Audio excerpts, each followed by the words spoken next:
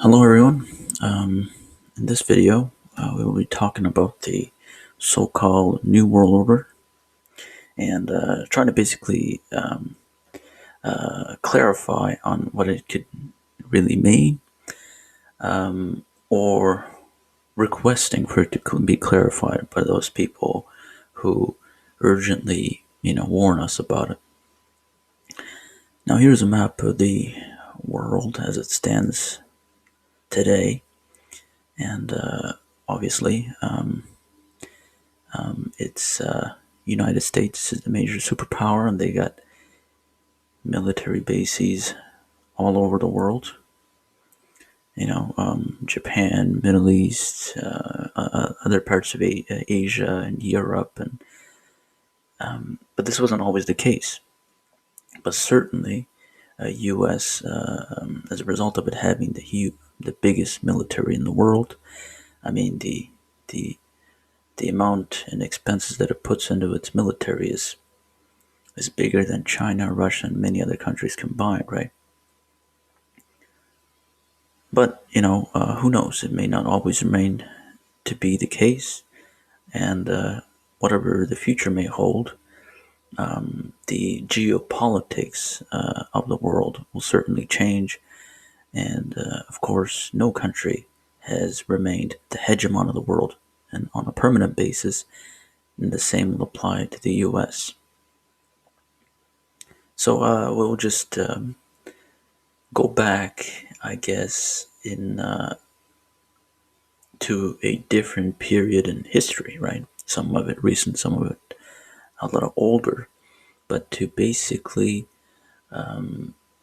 present to you the case that seems that every century or two had its own sort of geopolitical dynamics that was peculiar to the era. Let's say you move back to the 20th century. Now, of course, the quality of this map isn't the best, but it surely conveys the point in that it wasn't really a single global power in the 20th century that really had it was more so a polarized, in that it was divided into between two superpowers, namely the USSR and the USA, and they had basically engaged in a proxy war against one another and trying to expand the frontiers of their influence. And so certainly the dynamics of this particular period is different from as it is now, from the case now, and but yet still, an organization like NATO remains with us today, and that is something basically which is a remnant from this period of history. Well, we can go back further. Now, this is what would you say, like prior to 18th century and prior, perhaps, when Britain, had a huge empire. They had they had established a significant size or extent to their jurisdiction, and they were present in Africa and Asia and North America, and they had the biggest navy in the world. And just similarly to how the U.S. does today. And yeah, they were a significant superpower, and nobody wanted to mess with them. But of course, they engaged in many wars with their neighbors and such.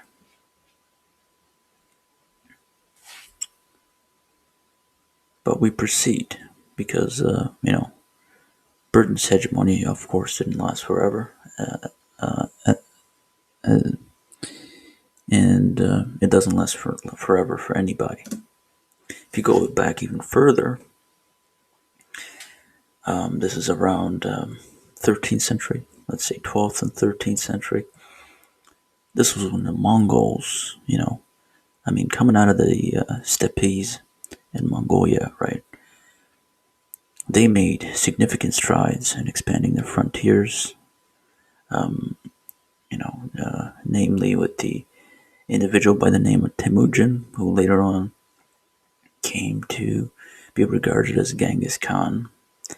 I forget the meaning of that name. I got to search that one up.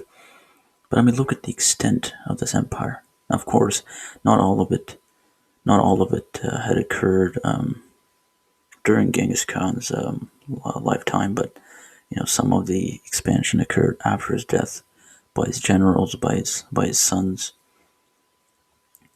But they're on the eastern coast of Asia, all the way to Eastern Europe. That is a significant mass of land. I mean, look how far they've gotten to Europe. They're in Poland. They're right by Bulgaria. They're in Anatolia. They're in Persia, Eastern China, southeastern China. Uh, Nearly half of Siberia. So this was an empire of a significant size, and during that time, yeah, they were on top of the world. But of course, that did not last.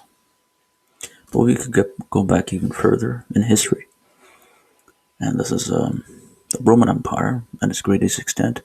This is 117 A.D. Now you can see this was basically or mostly concentrated in Europe, but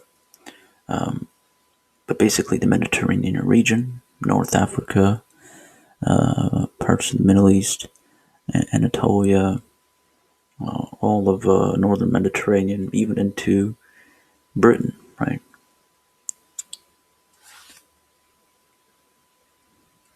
And you could go back even further, just to mention another example. Of course, there are many more. Alexander the Great, right? And he's left. He certainly left his mark in history.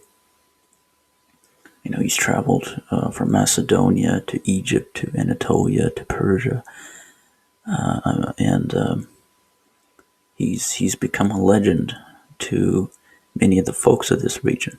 And you could read a lot about him, his strategies, his personal life. To the extent that it's available. Perhaps a lot of myth has been added onto his legacy. But basically, just a second. But basically, this was to make the case that every century or every era, right? Era, let's say, encompasses a century or two. It seems that the dynamics of the world geopolitically certainly shifts. It has throughout history. There's no reason to think that the one we remain in now will remain with us permanently. That won't be the case, because that is contrary to what history shows us. Now, in this little slide, I put up a timeline, or an attempt at a timeline. And as you can see, we are talking and present right now in 2020, and we look ahead to the future in decades, right? I think dividing up timeline into decades, especially concerning the life of an individual, is a good way to compartmentalize one's life. So you can judge and say, oh, the first decade of my life was such, the fourth decade was such, my best decade was the fifth, least favorite decade was the, I don't know, third, second, etc., etc. But the point is this, and the question that I want to leave you with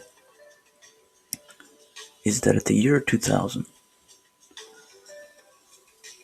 we have reached the 21st century. All right. Now I want you to consider, will humanity make it to the 22nd century? 22nd century will be starting in the year 2100. So that's so many years ahead of us. You know, I mean, on the when you look at it, when you zoom out on the historical timeline, it's only a blink of an eye. In terms of that scale. But the point is, and I think Terence McKenna had suggested something along these lines. It almost feels like history is accelerating as we progress with time. It seems that more events and more things go down in a shorter period of time than has previously. It's that frequency of events and the magnitude of those events just seems to pick up in pace. Now, I don't know if you could set that up as a law, but certainly a hypothesis, something postulating a thought experiment, so to say. You know how physicists say the universe is expanding? Or perhaps historians could say that history is accelerating. But the point of the matter is, will we get to the 22nd century? As a person in my 20s, talking from now, I mean, if you look at towards the latter stages of this century, that's when a lot of our sci-fi movies are based. And that's when me, as an older person, should appear on those films. If the scenario of those decades actually go down as how these sci-fi movies portray or predict them to be. So it is perhaps exciting yet scary at the same time, and I don't think we could be completely certain